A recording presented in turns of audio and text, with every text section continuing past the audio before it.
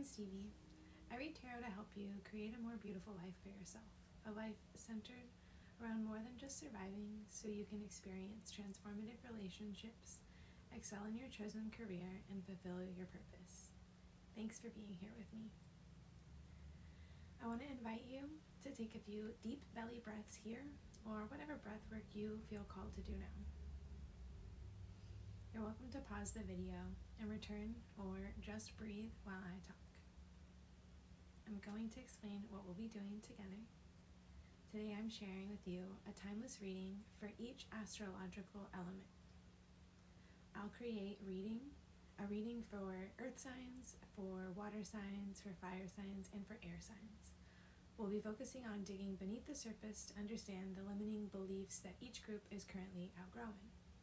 Then we will explore what has made transforming beyond the limits of this belief so challenging. Finally, we'll wrap up each reading with specific advice about what can be cultivated or released to allow the embodiment of new, transformative beliefs.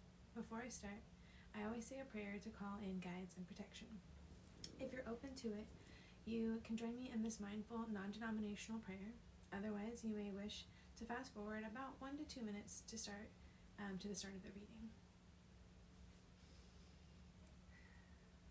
First, when I say the word peaceful, what comes to mind for you? Is it a scene, an image, a person, a feeling, a community? I invite you to find a peaceful scene or an image to rest your mind on. It's okay if your mind wanders from this from time to time. When it does, we can simply ask, is it okay if I go back to this now that I've noticed that I wandered? May we all know a life with good physical, mental, emotional, and spiritual health. May we have cool heads and find coolness in the world and those we meet. May we tap into our reserves of fortitude, resiliency, discernment, wisdom, courage, compassion, justice, temperance, clarity, and meaningful connections. May we bring change and transformation everywhere that we go. May we be love that seeks to end domination, disrupt violence, and transmute suffering. Just a few last notes here before we begin. I recommend only watching 2 readings at most to avoid confusion. You can choose what to watch, and I think focus matters the most. So if you're wondering about your love life, a Venus sign focus with maybe meditating on that element could provide some valuable insight for you. Otherwise, I generally recommend watching the readings for your moon sign and your ascendant or rising sign, but watching your sun's element would be great too. Also remember that these are not readings divining or predicting anything about your relationships, your love life, your career, or anything else. Welcome, fire signs. Alright, I'm going to jump right in. Today we're doing the same reading that I did for earth signs, same questions and premise, and I do want to just say that I'm doing these, I'm cycling through each of the elements one at a time and doing one video. It's taking me about 10 days sometimes to get a video out, so it's not necessarily every week, but I'm doing it as often as I can, and I am planning to do one for each element per month. So that's looking like what I'm going to be able to keep with right now, and I appreciate you being here. So I'm going to start right out, and I can't remember how I started in the other group, but I'm going to follow what my intuition says for this group, which is to start with tarot. So I grabbed. I knew I was doing fire signs today. I did earth signs before. I had a note somewhere, but I'm just trying my best to keep track. And Knight of Wands reverse just came out. Let's see, I'll hold it up closer so you guys can see it. Knight of Wands. I'm just using my window light today instead of a light, so I might have to set up a light at some point. But I'm hoping to get this done in a more timely fashion. And I rearranged a little bit so I could sit and face this way, which is nice. So we're dealing with what beliefs are limiting fire signs the most right now. And there's a bunch of stuff coming out. I set the intention for this reading, and I was knowing I was going to do this reading, I started asking the questions and for information to come up yesterday. And that helps me a lot to kind of prepare for the energy. So, because I've noticed that the last time I was super hungry and super tired afterwards, which is normal, but it was just more than I've ever really experienced. which I think is like a good thing. Like it's not like a bad thing, I guess. Five of Cups is kind of sneaking out there, trying to be seen, but I'm not going to pick it out this time. I'll just mention it. Okay, what core beliefs? Like, what are we outgrowing? What are fire signs? What are the limiting beliefs limiting us most right now? Would also be, what are we outgrowing? That's like another way of saying the same thing. What beliefs are limiting us right now? What are we outgrowing? Because we can outgrow something and still hold on to it. We can have a limiting belief and still hold on to it. Woo! Okay, Two of Cups. So we have Knight of Wands, Three of Pentacles reversed. Reversed is like, I'll explain a little bit what I talk about. Like, I kind of go with what my gut feeling says, because like that's how I'm an intuitive reader. Ten of Cups is this one. Two of Cups over here. And so like I'm an intuitive reader, so I'll go with my gut feeling, but like reversed is like, no more of this. Like it's coming to an end. It could be resistance, or it could be like opposite, which opposite is like not as common as people think it is. That's what people oftentimes will think. Reversed. Got some more Ace of Wands reversed here. Ace of Wands reversed. What beliefs are limiting fire signs the most right now? Anything else? Anything else? Oh, yeah, I'm getting like messages about like remember how to read the cards in a certain way. So I also have like a handmade oracle deck that I'm going to use that is from a card deck, and I'm just going to do it in a little different order this time. Like we're going to clarify these. I think this is what we're going to sit with right now. We just have 5 cards. Just like that's still a lot of information to go on, and we're going to like find the story that's being presented to us. And so let's talk a little bit about what we have here, and then I'll draw some more clarifying cards to see if what I'm thinking, what I'm receiving, what I'm feeling in my gut is in alignment with what is being transmitted for us. Let's see.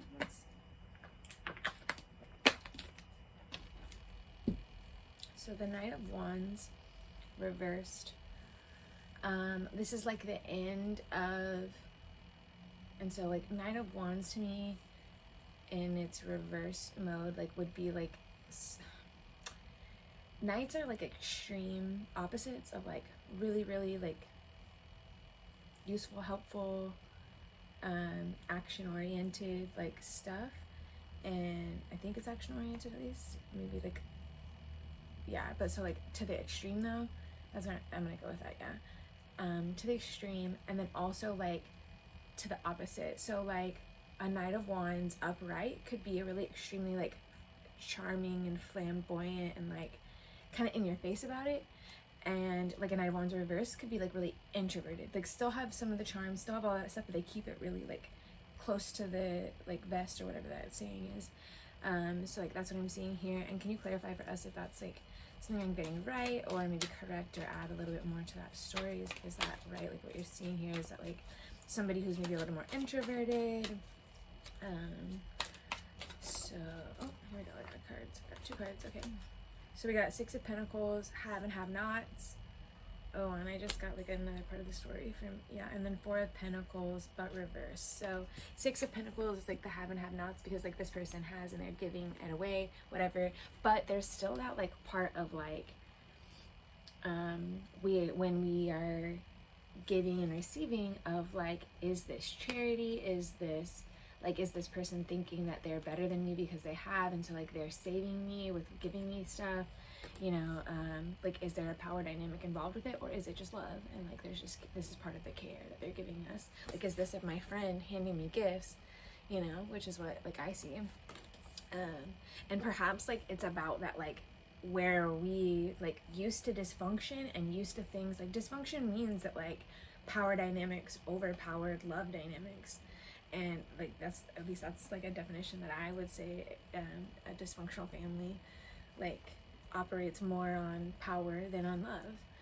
And so like this could be somebody who's used to things operating on power and like still has like a tendency to like perceive things as happening as like power dynamics when they just like haven't really maybe even like spoken up and like said like, hey, like why is this happening, or like how do you do this, or like asking questions, getting curious about it, but also like not willing to see like what is being done at like this gift giving as an act of love. And like that's what gift giving is, an act of love. But I know that like in my family, like we grew up thinking that like gift giving was like spoiling, you know, to an extent too. So there's like that other side of it, I know, amongst a lot of people, that like I know I was like, I can remember the first time that I was called spoiled, for just like being able to like express my wants and my needs and my desires. And Four of Pentacles, so I'm not 100% sure, but I always do this with like intuitive reading, is to say like 4 is a number of stability. It's about like structure. It's about like I think it can be like unorthodox structure. Like it can be like, and that's what this like reverse could be, like it's the end of not having any structure in our resources and stuff like that. So like what I see here is like this is a limiting belief that has taught us, like if we're ending this, you know, era where we've been really like introverted, like this is a limiting belief that has told us that like that there's not like this can't be real for us. That's what I'm seeing, is that like and I'll pull cards to like clarify that in just a second, but what I'm seeing is like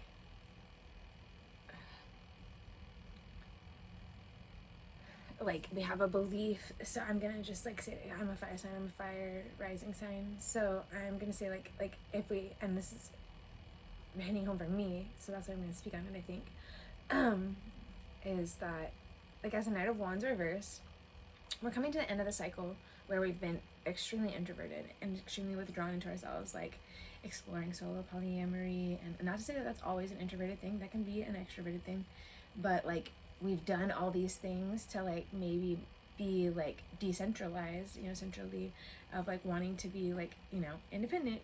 And because perhaps we were enmeshed in childhood, and so introversion was freedom.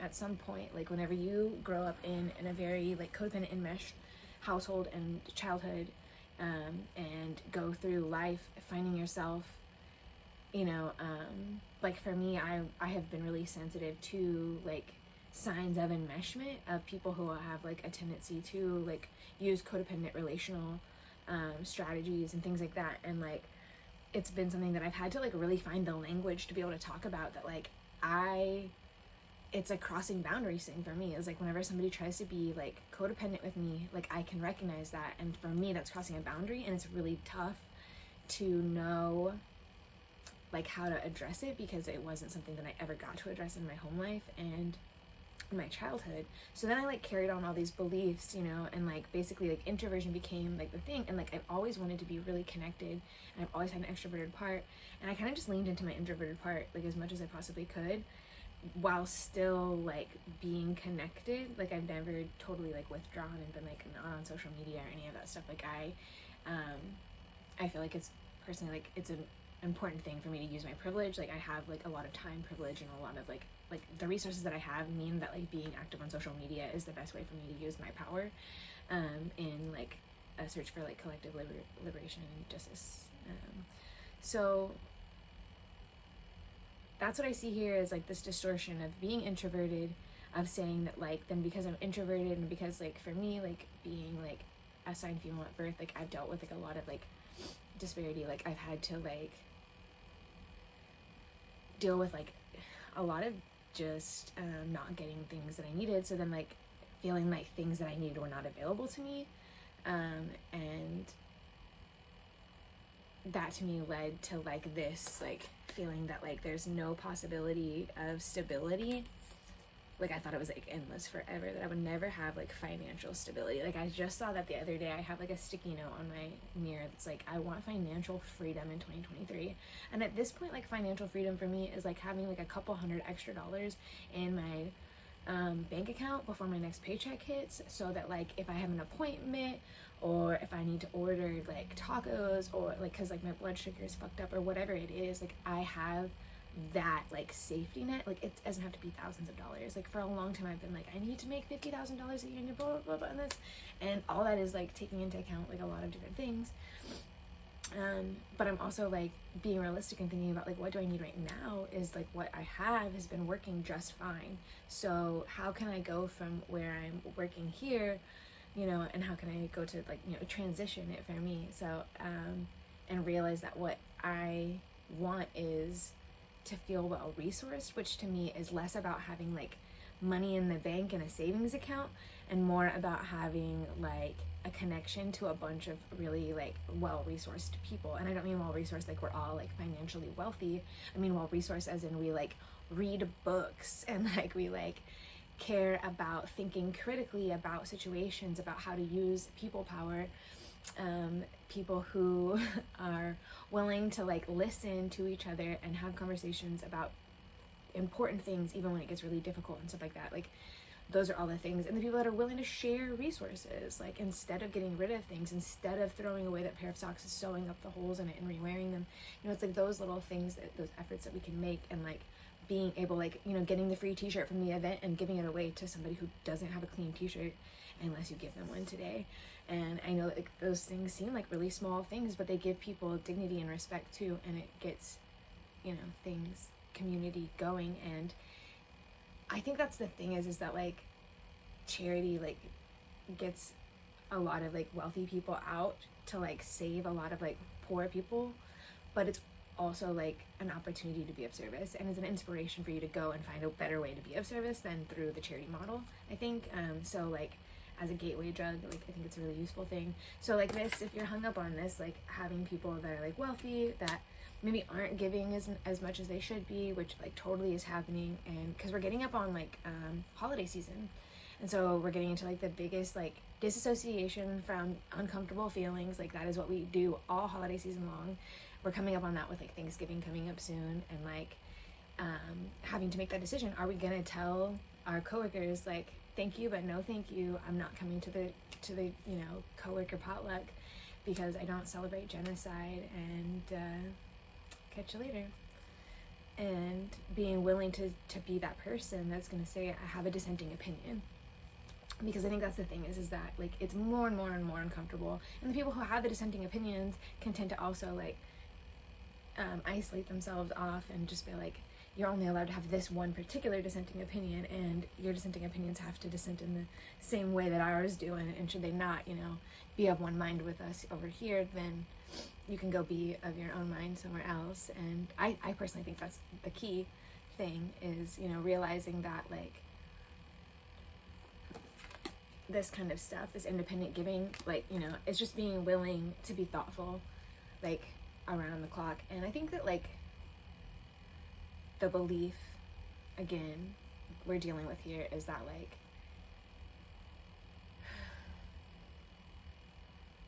that something is not available to us, that something isn't possible. And I think that the fact that we have a strong feeling of hopelessness, of despair maybe, of like of having the chaos and all that stuff, and thinking that like financial stability is not like gonna be capable if we, especially if we like resist this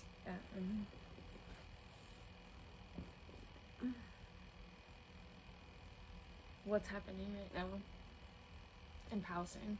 If we resist, then we won't have the things that we need to have, and therefore we won't get to have the connections that we want to have. Like I see that kind of like spiral too coming up, is that like, should I not have all these pentacles, then what am I going to do, and how am I going to take care of the people around me, and how am I going to like, you know, keep things okay, like how's my life going to go on? And I think a lot of people are grappling with that.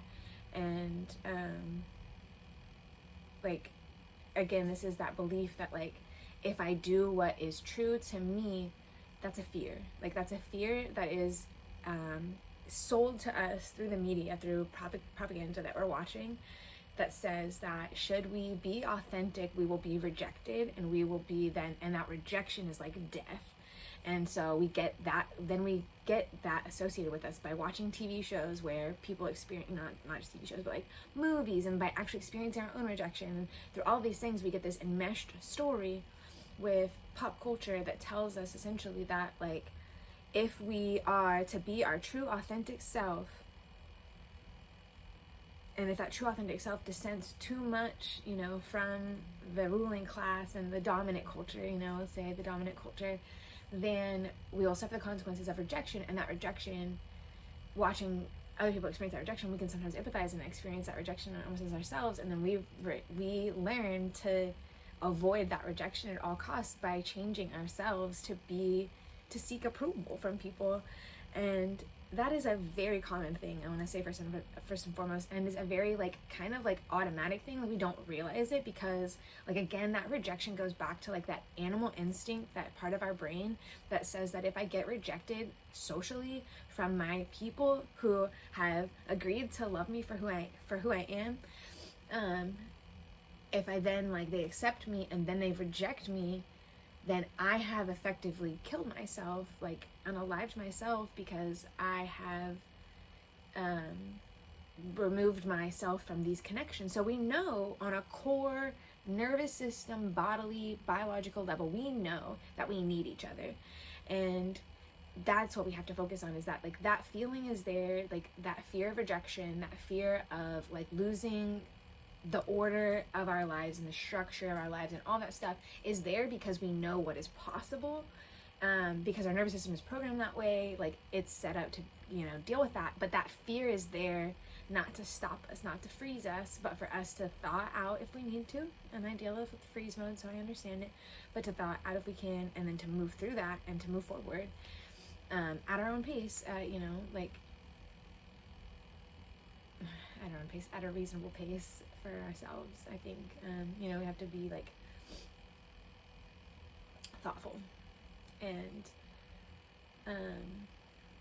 wow, that was such an interesting train of thought. So I'm gonna stop there because I think I need to go on to the next card and talk before I just run out the whole clock on one thing. This is the Three of Pentacles reversed.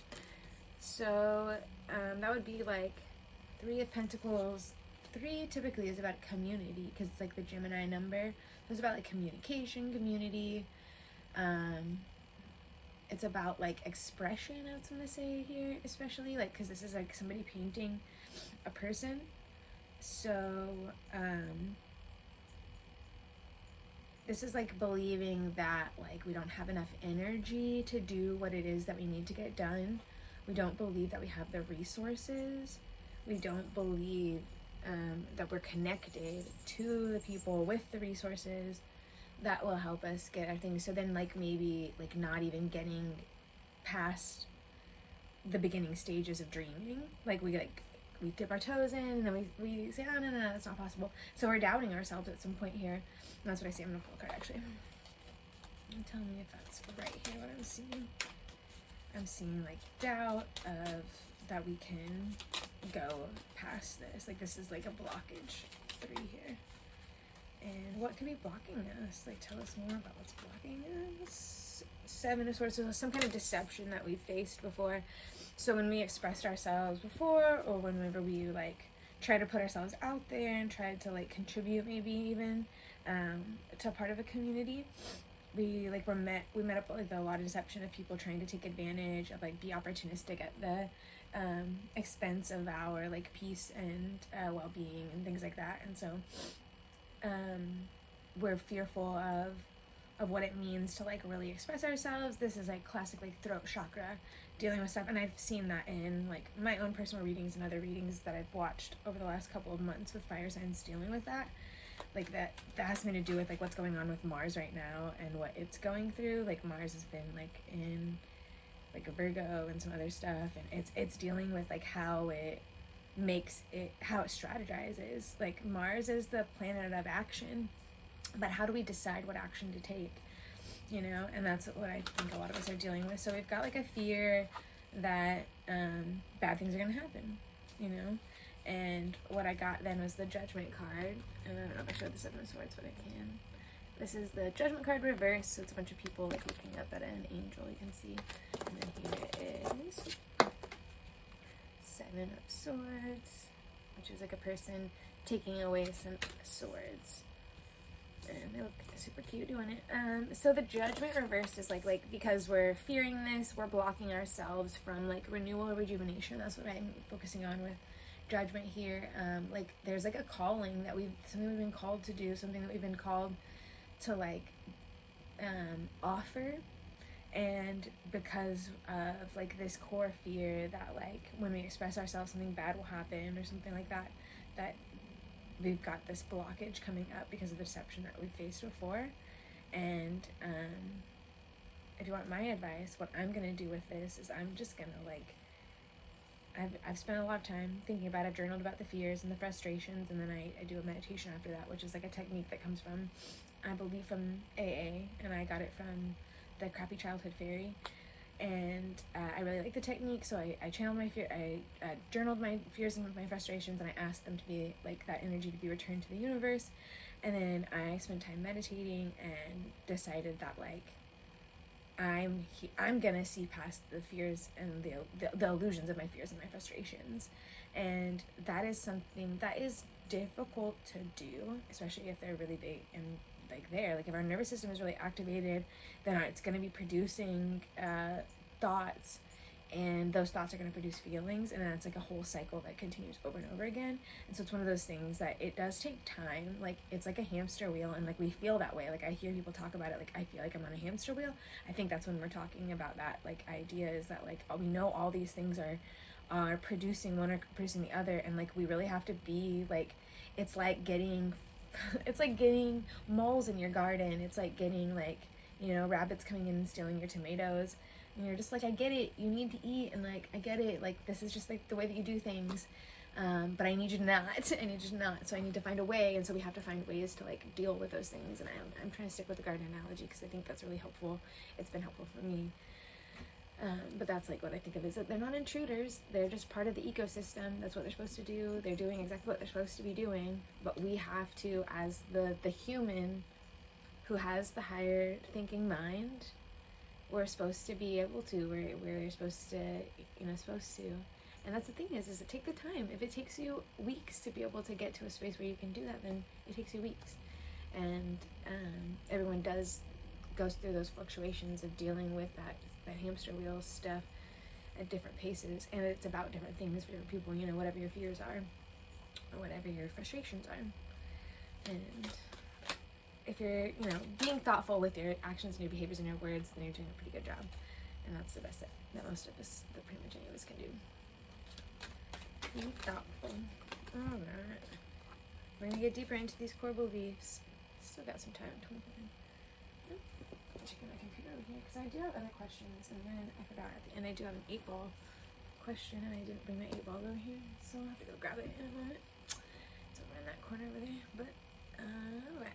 We've got now the 10 of Cups, which is, if you didn't remember, it's this happy little family under the 10 of Cups. It's like a rainbow. So a limiting belief here is like about family, about community. This is like a blended little cute family. And having friends. And a delightful childhood, because I see this. So like, like ultimate happiness, ultimate goals, whatever that is. Lots of miles on a relationship, not necessarily marriage, but commitment. Blending families together. Alright, so we got rest needed, maybe resisting rest, 4 of Swords, reverse here. So, resisting rest, and 4 of Cups reverse, which is 4 cups is like this person who has 3 cups and no longer wants the 4th cup because maybe it's been like burned a couple times, like, so like apathy, maybe, is that what I'm thinking here? This is like somebody like blocking off their feelings. Ooh, okay, so that's what I see. Somebody like blocking feelings about like wanting the 10 of Cups at all. This is somebody that's like, I don't even want that.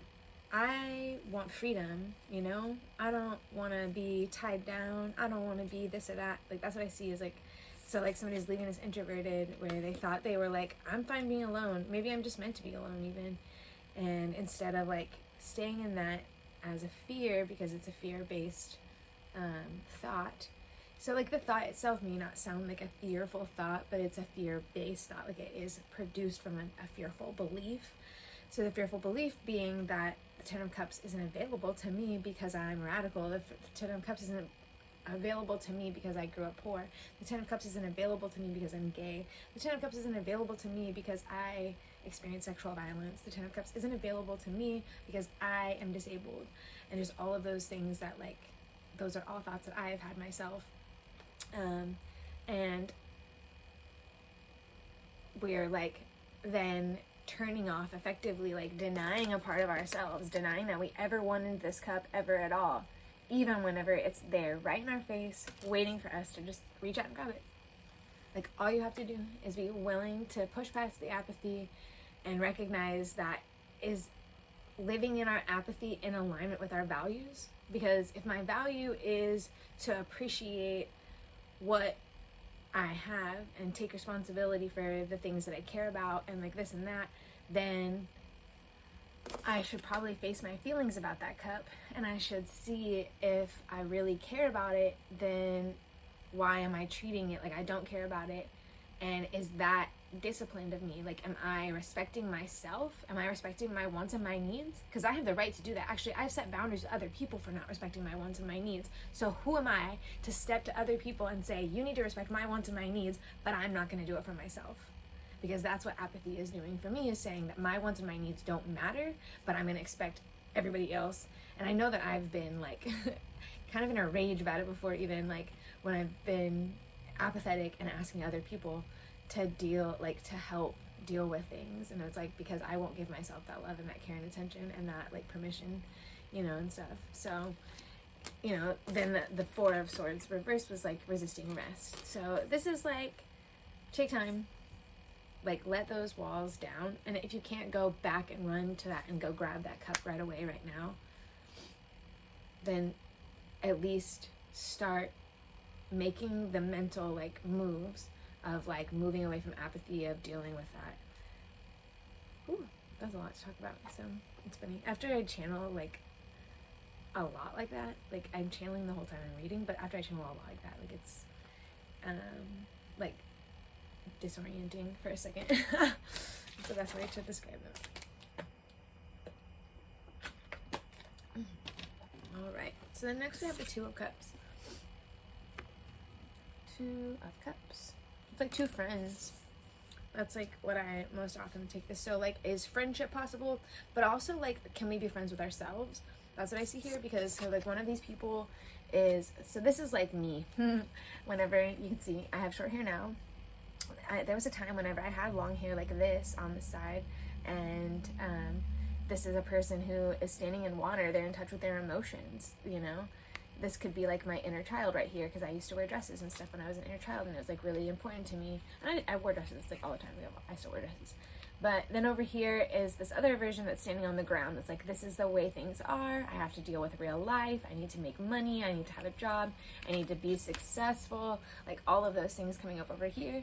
And so like, this is this like down to earth person. And this is like this head in the clouds dealing with the emotions and all the things that we really, really want out of life. And so can I be friends with myself? Can I synthesize these two parts of myself and move forward in like with self-love? That's what I think a Two of Cups as well as being a good friend. Because I think that's like the basis of being a good friend to anyone else, is being a good friend to ourselves first. And I learned that the hard way. That like, you can't give to other people what you can't give yourself. It's just very difficult. I don't know, maybe that's not the right way to say that. Like, I feel that someone might like feel like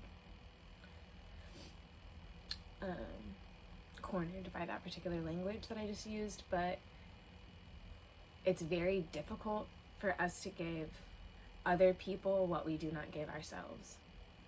It's not impossible, but it will always feel like we're still behind that glass wall that trauma kind of puts up for us. when we're not giving it to ourselves too. Maybe that's more correct of what I'm trying to say there. So let's pull a couple more cards for that one. Two of Cups. Somebody flipped over the Queen of Wands, flipped over the Queen of Wands, sits on their throne with a bunch of sunflowers. So like, you know, fertility. They have a wand that's growing stuff on it. They have two lions and a sun and a cat over here too. So the cat and the two lions are like about like they have been able to like tame their inner beast kind of thing. So these are people that's what this takes, is that. And so I think we're getting more into advice here. I'm gonna be honest. I'm trying to like see how this is like a core belief. So have we held a core belief that we are friends with ourselves, but perhaps have been disconnected, or seeing the parts of ourselves as really separate when they're not? Interesting. I think we're getting into advice here. Because the next question is, what is making it so hard to release these limiting beliefs? And that's what I see this as. So the next two rows, which I have these laid out, like I have like 1 row, 2 row, 3 row. This one's the Knight of Wands. This one's the 3 of Pentacles, the 10 of Cups, the 2 of Cups, and the Ace of Wands. Those are the first 5 cards that I pulled out. So each one of them has like a column. That's the word. So I'm going to take these last 2 columns as answers to the what's making it so hard to release these limiting beliefs. And what I see is the Queen of Wands and the 2 of Cups. So the 2 of Cups, what's been making it hard is being able to synthesize between these two parts of ourselves, and in a friendly way.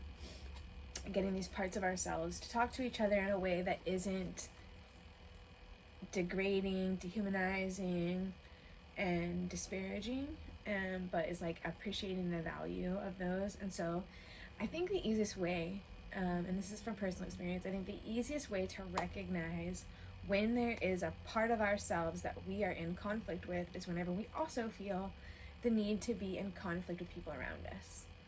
And so somebody who grew up in a place where, like I did, I do that a lot, and I notice that like I'm feeling like I want to start, or what I feel like is often like responding to conflict. Like I'm like, they started it and I'm just making the next inevitable move. And like I have to catch myself and be like, are you just trying to punish them for you feeling uncomfortable in a situation? And I did, you know, and so like for me it was like, yeah, I definitely got to go back to like, am I willing to be friendly with all parts of myself? So when I looked at that situation and saw that like whatever it is, like I'm having really like really mean thoughts come up about this person who I feel has done something intentionally or unintentionally to like that has made me feel small. And then I like looked at the situation and I was like, okay, but like did I also not let myself feel small? Like did I do that? And then I'm like, oh, okay, well, I didn't realize I was going to feel small from that situation, like from that decision that I made, but I do now because I realize now that I have a bigger desire for this other thing, which would have helped if I would have like, you know, co-creatively like, you know, responded to that person. But anyways, like I basically realized I had a bigger desire than I thought about things. So now I'm like looking at that differently and seeing that like through that 2 of Cups, I, you know, like I want to synthesize between, you know, my heart and my mind. Like I want to weigh both of those things out, which is that like I sometimes withdraw as like a way of like, it's like a silent treatment thing. Like it's like a way of being like, fine, like then I won't give you any of my effort. And like realizing that's something that I'm doing to myself with my like a part of myself that they reminded me of essentially. And so like as I was able to recognize that and really just come to terms with the fact that I actually really value that person. Like that was the whole thing. Like the thing is, the solution was easy for me because I just was like, okay, well I actually really value their contributions. I really value them as a person. I value them as, you know, in the role that they have. I value and I appreciate like their unique contributions and strengths. They're not mine because they have strengths that I do not have access to sometimes. And so I admire those things, and they also sometimes make me feel insecure because they're things that I don't have. And so recognizing that has built this bridge between parts of me because I'm realizing that it's not because I, first of all, can't also have those kind of strengths that they have. I have the ability to go out and just grab them, like the Four of Cups was talking about. I have the ability to just go out and grab those things if I want to acquire those kinds of strengths. I have focused my attention in other places because I wanted those things to be my strengths. And that just, it all made it click for me. So again, this Queen of Wands is somebody who sees, all parts of the plant as valuable. This is a person who will grow sunflowers, and they'll eat the roots and the, all of the parts of the sunflower and the seeds, and they'll, find a way to make everything be of value and of use. And this is someone who is capable of like looking at this kitty and the lions the same way. They're capable of seeing someone with a great amount of like power to be violent and to destroy them, and to know that they also have a great amount of power to like influence that person to not do that, or that animal or that thing, to not do that to them. So that's what I see there, was like, why this has been so hard is that we've been like in conflict with ourselves, and really thinking that like that when we're in conflict with other people, we think that we're in conflict with them and not a part of ourselves. And that like we think that the point of the conflict is to like push us separate, more and more separate from other people. And it's like the bad people, like get me away from the bad people that I'm always fighting with. And I'm not saying that there's not abusive people. I'm definitely not saying that. But I'm talking about like conflict, like disagreements and conflict, which can arise in a normal, healthy relationship. So I want to be clear about that we're not talking about like abuse or harm, which is different than conflict. And that's an important distinction to make, I think. And so why it's been so hard is that this Queen of Wands is kind of asking a lot of us, asking us to act in a way that's kind of incongruent with our other core beliefs, which is that the nice things are not available to us, that peace is not available to us, and, like inner peace for ourselves, not necessarily like peace in the world, because that's a much different concept. But like, the ability to have some sort of like rest, inner rest, I would say. We've been feeling that's not like possible, that like, and someone said this too, is that like that we can't be okay while other people are suffering. I think that's like a big one for some of us, that like we've held a lot of these beliefs because we think that it's not okay. But I think it's, and this is a tough one, and this is again like we don't have to prioritize self-care or shadow work or any of that stuff to the extent that we like withdraw completely from our communities. I think that's like a really like patriarchal society like concept, that like I can only do one thing at a time kind of thing, like that we can't like care for multiple things at one time. And it's like, I do understand if you have to like limit your range of people who you support. Like I've had to do that at times and been like, I'm only going to support my core people, and that's like not necessarily like just my family, but that's like my family and like people that I'm willing to connect with like online or whatever. And so I don't know where that came up. That was really interesting. So I'm gonna stop that train of thought because it was just like off the rails. I'm getting a little disoriented now. So I'm gonna ask one more question for the Ace of Wands. First, we'll talk a little bit about it. Ace of Wands. Another reason why it's been difficult. Oh, so we were talking about it was difficult because we felt like we owe it to people. Let's go on about that and see if these weave together. We're talking about it's difficult to feel like we can be even content. So we don't have to go hard at self-care until our cup is full forever. Like that's not gonna happen. I just posted a story about that today on my personal Instagram. And then the believing that we can't be like, we can't get rest while other people are suffering. And it's okay that like if we're grieving and we like cannot get rest, like that makes sense. It's not okay, but it makes sense. It's also like sensible and reasonable to take a shower, to do the little things to take care of ourselves, to face our fears, to spend some time. Because what we're being asked to do for this revolution is take leaps and bounds into the future, it will only make sense that we would need to stop for a second and make sure that our plan is still serving that purpose. Again, I think that this Ace of Wands will tie into that. This Ace of Wands reversed, I think of it like a matchstick, like being put out, because that's what it looks like to me. It's like a matchstick being put out. So, every time, this is again, it's a doubt. Every time that we get an idea, we think, we get a inkling that like we could have something that we really, really want, we pour doubt on that fire and say like, nope, I can't have that. No, it's not available to me. And there's all these reasons and all these like words that we can come up with and all these ways that we can just cut ourselves off essentially. And it's like, can you imagine if you went to the store, got a little grow kit, grew out all these little flowers in a pot, and you had like a windowsill pot thing, right? And you grew all of them up and let all of them go to just about this high, right, from the thing, right? So they all start growing and they're all out. You got some blooms and all these beautiful things, and then you just come in and you just cut them straight across. Like, wouldn't you think that was like silly and pointless and a waste of your money? And you just throw the ends away, like you don't use them for anything. You just don't dry them out. You just like smush them up, throw them in the toilet or something, and just and don't do this. I don't recommend it, but just saying, like, what if you did that? Like, what if you saw someone doing that? Like, wouldn't you say that was so silly? So it makes sense to doubt things. It does. What I think we owe to ourselves is to transmute that doubt into curiosity, because the doubt comes up to say that there's more questions about this thing.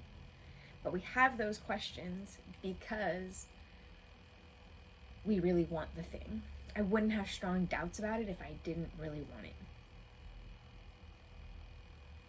And that's been like a big lesson for me over the last few years, is learning that like doubt is not a cue for me to just run away from the scene or leave or whatever. Like, it's also a cue for me to get really curious about what questions would I need to ask in a world where I ask the questions that need to be asked in order to get what it is that I need, which is what information that I need to feel like I can trust or feel safe or feel like I can be myself or whatever here, and things like that. So where are we,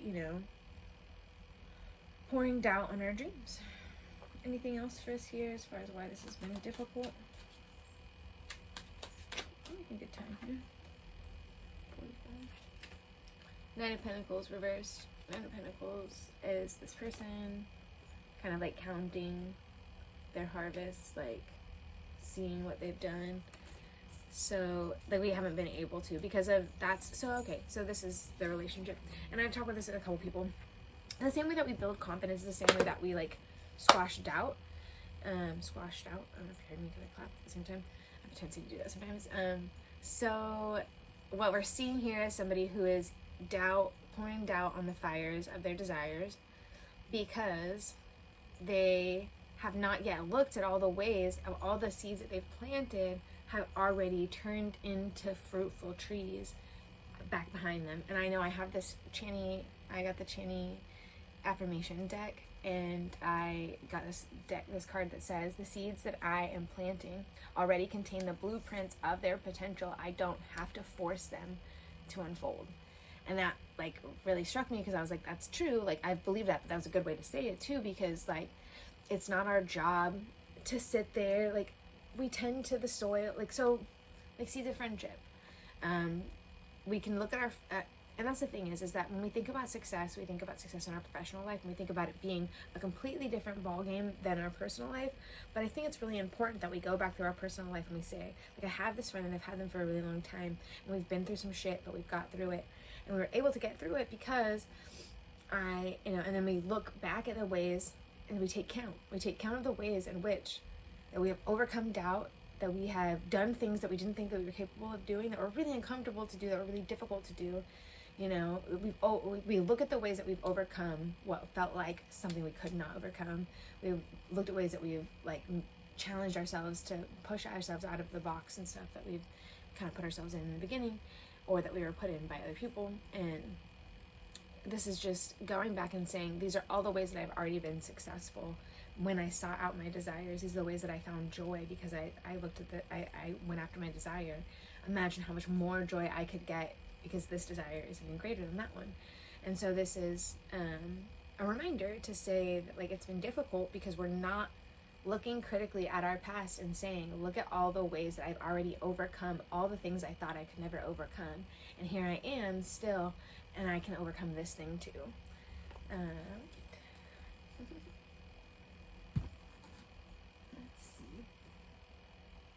Take a drink first.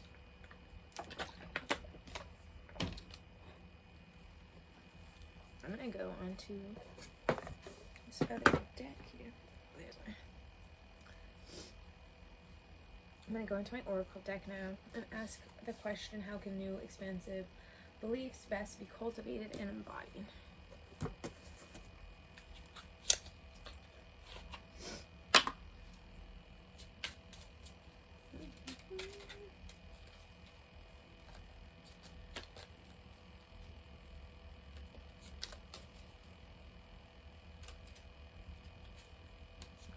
Turn around here, so I'm going to turn it around.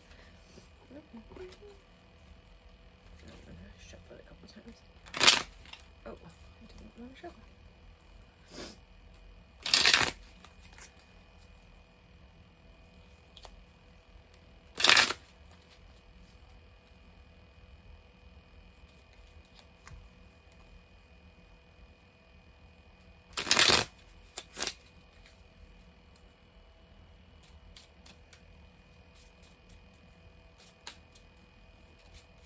How can new expansive beliefs best be cultivated and embodied? 2 of hearts, 3 of hearts, and 8 of clubs. Every time I see that, I think of, what does that show? Manifest, where he's like, yeah, it is like a little club. And the guy's like, you don't get it. Because it's clovers. Clovers. But it's clubs is actually what it's called. Anyways, it has been called for a while. 2 of hearts. Trust where love leads, even if it seems dark. Feel it out. And underneath I wrote Temperance Jr. I wrote Temperance Jr. because this is like, I said that too, like synthesizing between the emotional and the physical parts of us, the head and the heart.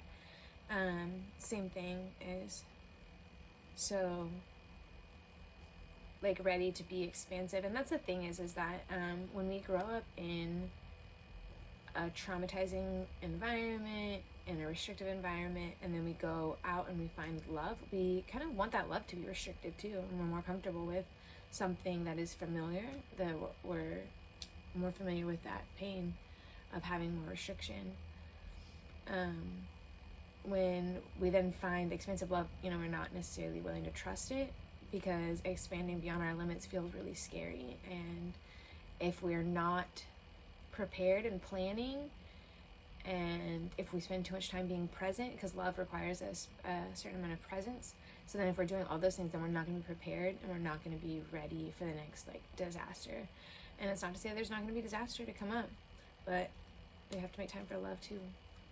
I think a life without love is difficult to endure and to make long lasting, but that is not to say that romantic love is the highest and most valuable kind of love. It's not necessarily.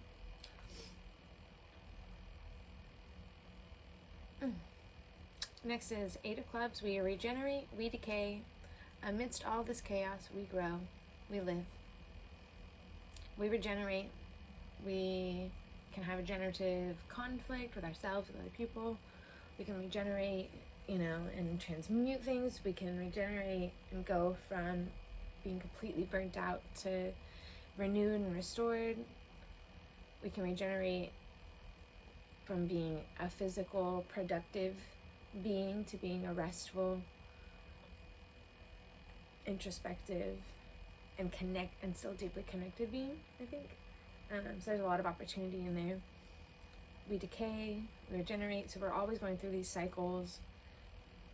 And I think it's just, this card to me is always just about just remembering that the minute that we get used to being at the top of the wheel, like the wheel of fortune, you know, like at the minute that we get used to being at the top, we're going back towards the bottom. Like that's exactly it. Like the minute that you're up at that peak is just because you're just teetering over on that roller coaster about to do the big drop or whatever that is. And I think that's what all those things remind us of, is that like we're never up at the top for too long. Like it's just a glimpse for a moment, and then we go back to decay, to where there are things to get rid of, things to move on from, things to get ready for the future, you know. And there's always a little bit of work to do. And I think that's why a lot of people get, again, that hamster wheel feeling where they're like, there's never any rest to it. There's not supposed to be like an end and a satisfaction. The end is death. And it is because of that chaos that we're capable of growing. And we always want the chaos to stop. And like if the chaos stopped, we would cease to exist. So we find our way, and we find a way to enjoy what is enjoyable and find what is enjoyable for us and where love is in this world for us. 3 of Hearts, collaborate with friends on a creative idea, project, just color. Collaborate with friends on a creative idea or project, or just color. I'm thinking of how I'm going to deal with this advice, yeah. And these are ways that we can embody these beliefs, is just recognizing, how do we trust where love leads, even if it seems dark? So how do we trust something whenever we don't feel like we can? Whenever it feels like an intrusion, whenever it feels like it's too difficult, whenever it feels like it's not available to us, whenever we feel like we're not capable, we're not equipped, we're not capable of getting the equipment, you know, like all that stuff. We're thinking, this is just the way that we have to do things the way that our parents did things, the way that like we've always done things, or whatever that is. Trust. The other is to accept the cycles are part of life, and as soon as the cycles stop going, we stop living. So how do we get comfortable here through these cycles? How do we find some sort of restfulness and peacefulness within us during this consistent, you know, process? Continual process. And then again, how do we collaborate in a time where it's difficult to trust, in a time where it's difficult to know how to act, and a time where a lot of people would rather act to have like the clout and the attention on them, and like the protection of their own like reputation and stuff, and like they're thinking about all of those things rather than that. Like, so how can we find people who are willing and capable and open to collaborating with us, and collaborate with them in any way? Like, it doesn't have to be in a big way, but in any way at all. And how can we then like lean into those things? And I think starting there is a good way to find it's about planting the seeds. These seeds are of trusting love where it leads. So it's like trusting that your dog is just trying to love you endlessly, and they're not trying to be a jerk whenever they, you know, take a shit in the house or something like that. And like it's those like simple little seed action decision things that we're making that will then flourish into bigger things. So it may start out with you coloring with some friends on Zoom, and then it may end up with you guys making zines and distributing them, you know, in a month from now. And then it could end up with you teaching kids how to make zines and how to distribute them in their schools in a year from now. And so those are things that can be passed along, and those seeds can be grown into bigger and greater things. Always. All right, I have one more for you all, and I'm just gonna go grab.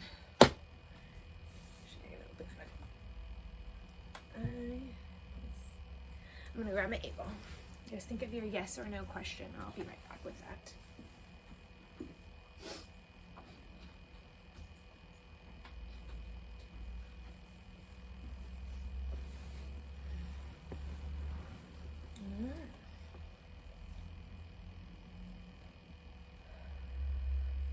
Think of a yes or no question that you have. Hold it in your heart, your mind's eye. Perhaps just say it in your head. Or out loud. I don't care. Either way.